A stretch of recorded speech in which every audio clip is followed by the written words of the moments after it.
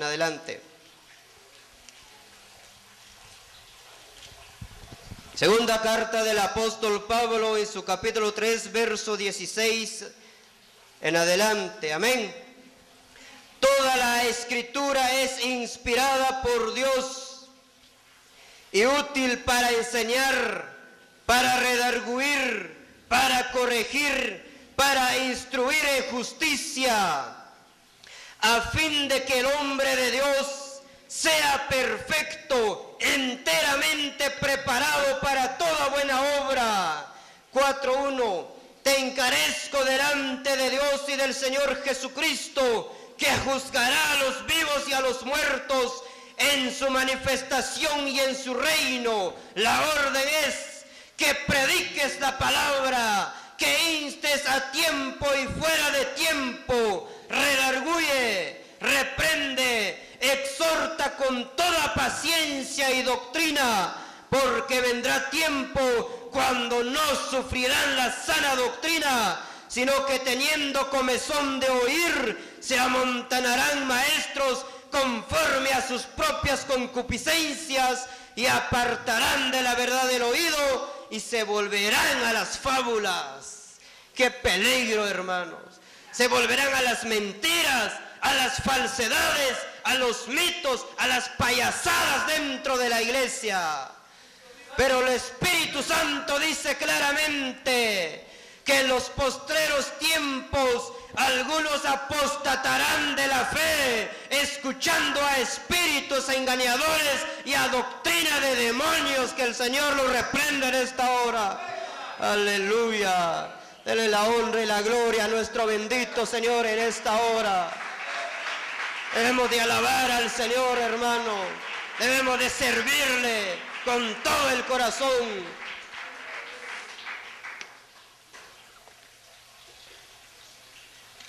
Dice la palabra que en los últimos días muchos apostatarán de la fe.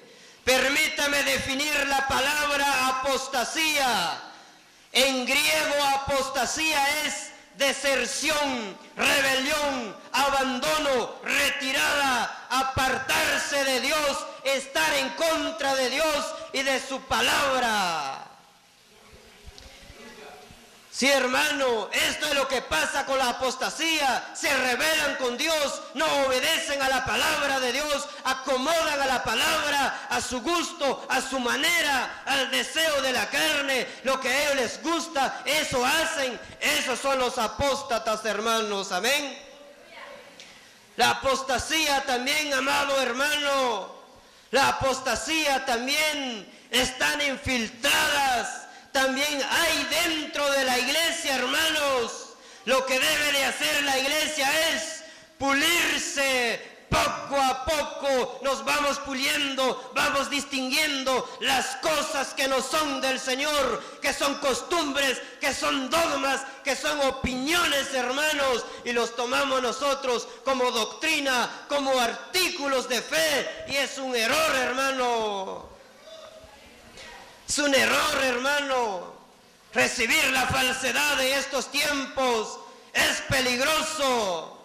Los de la nueva era se han levantado engañando al pueblo. Muchos pastores se han ido atrás de ellos, cantando porquería del diablo en la iglesia, cantando la música de los buques, canciones de los buques. Esto es tremendo, hermano. Hay que tener cuidado, iglesia.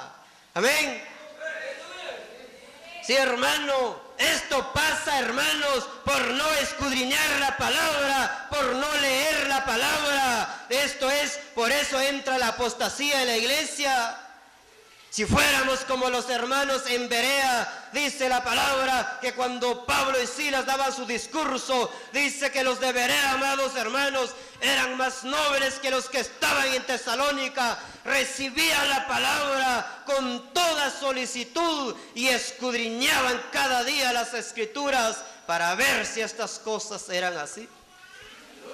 Qué bueno si fuera la iglesia así. Que escudriñe la palabra, que mire la luz de la palabra del que está hablando el predicador, si es palabra de Dios o es mentira lo que está trayendo en la iglesia. Eso es lo que debemos de hacer hoy en día, ver, ir a la luz de la palabra, amén. Sí, hermano, porque en aquellos tiempos, amado hermano, nadie podía llevar la palabra, nadie podía transportar la Biblia como lo tenemos nosotros hoy en día. Antes, hermanos, la Biblia no estaba como lo tenemos nosotros. Antes, amado hermano, la Biblia se escribía en pergaminos, en papiros. La Biblia, amado hermano, eran rollos nada más, costaba transportarlo. Gracias a Dios vinieron las traducciones. Ptolomeo II Filadelfo le dice a Demetrio: investígame qué libro es el que no se ha traducido del hebreo al griego. ¿Sabe cuál fue la sorpresa? Las sagradas escrituras de los judíos no estaban en griego. Ptolomeo II dice a los judíos: yo quiero la palabra del Señor para mi pueblo. Hágame el favor ustedes de traducir la Biblia en el lenguaje de nosotros. Muy bien, llegaron aquellos y empezaron a traducir la Biblia. Ahí donde vino la primera traducción, amado hermano. Ahí donde vino la primera traducción. Lo tradujeron los judíos allá en Alejandría. Alrededor del año 285 antes de Cristo. Dice la historia que esa fue la Biblia que usaron nuestro Señor Jesucristo y sus apóstoles.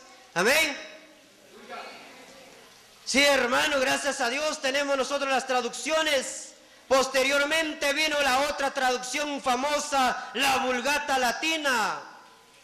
Esa ya fue una traducción de la Biblia completa, hecha por Jerónimo o San Jerónimo. Y fue terminado en el año 405 después de Cristo en Belén. Amado hermano, esta traducción fue hecha del hebreo al latín. Esa era la lengua oficial del Imperio Romano. Entonces, amado hermano, se hicieron las traducciones, vinieron las traducciones. Por eso hoy en día hay muchas Biblias. Amén. Imagínese usted quién fue el que seleccionó los 26 libros del Nuevo Testamento. ¿Quién lo hizo? San Dámaso. Él fue el que dejó los 26 libros del Nuevo Testamento. Y el libro de Apocalipsis, que es apócrifo, no lo vamos a aceptar. ¿Qué tal?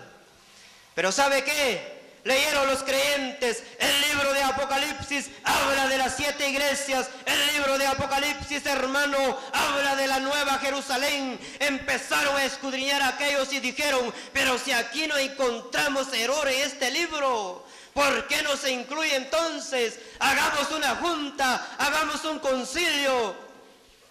Y en el concilio de Cartago se incluyó el libro de Apocalipsis. Entonces llegó a ser 27 libros, hermano. Aunque había otros libros que no calificaban, habían 6 más. Pero el que tuvo dificultad en incluirse en el canon del Nuevo Testamento fue el Apocalipsis. Entonces nosotros ya tenemos la traducción, una Biblia completa, gracias al Señor. Amén. Continuamos viendo la palabra, ya que hablamos un poco de historia, hablamos de la literatura, amados hermanos. Veamos la palabra en Eclesiastés. Amén.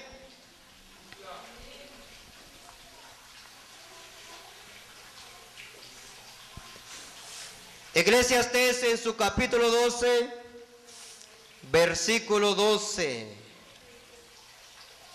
Eclesiastés capítulo 12, verso 12 dice: ahora, hijo mío, a más de esto, sea amonestado.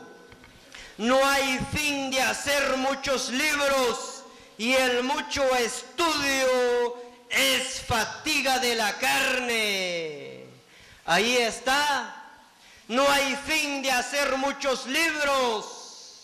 Por eso, amado hermano, aquí la palabra, aquí dice que no hay fin de hacer muchos libros. Aquí no comprendemos a veces, hacer es muy diferente que leer. Aquí está hablando de aquellos autores, de los que escriben los libros. Los libros no tienen fin. Por eso, amado hermano, la escritura es profunda. no podemos averiguarlo, no podemos indagarlo, nos vamos a ir de este mundo y vamos ignorando gran parte de la Escritura. Amén. La ofrenda de palmas, iglesia.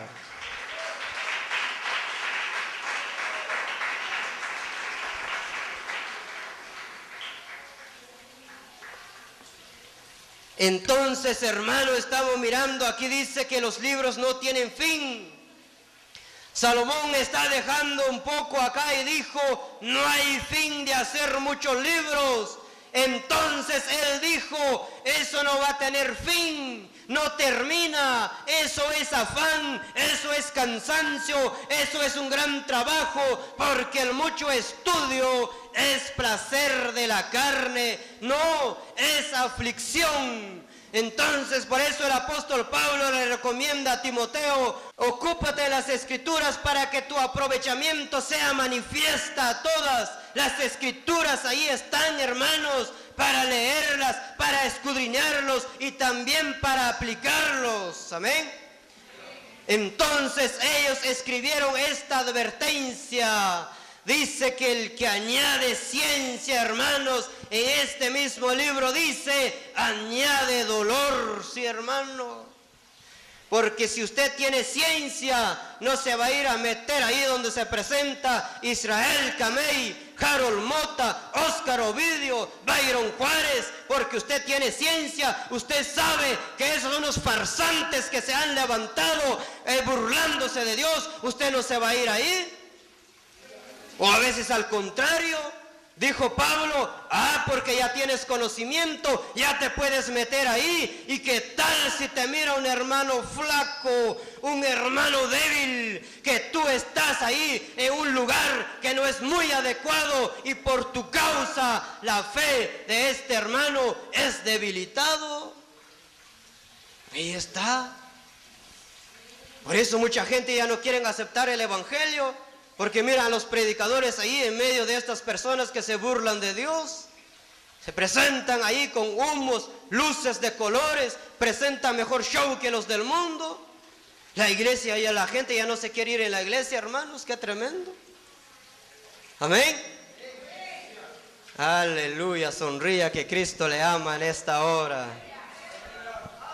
Aleluya. Por eso dice, hermano, entonces estamos mirando, aquí dice que el que añade ciencia, dice que la ciencia es aflicción de la carne. Mientras más sabemos, crucifiquemos más al hombre viejo, porque el freno tiene que existir, hermano. Dice el proverbista que sin profecía el pueblo se desenfrena. Que el Señor, hermanos, nos ayude a ser como Enoc, como Noé, que caminaron en el temor del Señor. Vale la pena así un hombre, una mujer que está enfrente de una iglesia que tenga temor al Señor, hermanos. Esto entra en todo en la conducta del creyente. El creyente debe de ser humilde, obedecer la voz de Dios. A veces nosotros decimos, es que él no es teólogo, no es famoso. ¿Quién le dijo a usted que solo los teólogos o los famosos pueden predicar? Porque el Espíritu Santo trabaja con todos los santos en luz. ¿Saben?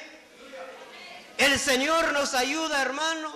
Es Dios el que nos da la sabiduría. Dios nos usa. Dice que el principio de la sabiduría es el temor al Señor. ¿Saben? ¿Cuántos le temen a Dios en esta noche? Y dale ofrenda de palmas al Rey de Reyes, hermano.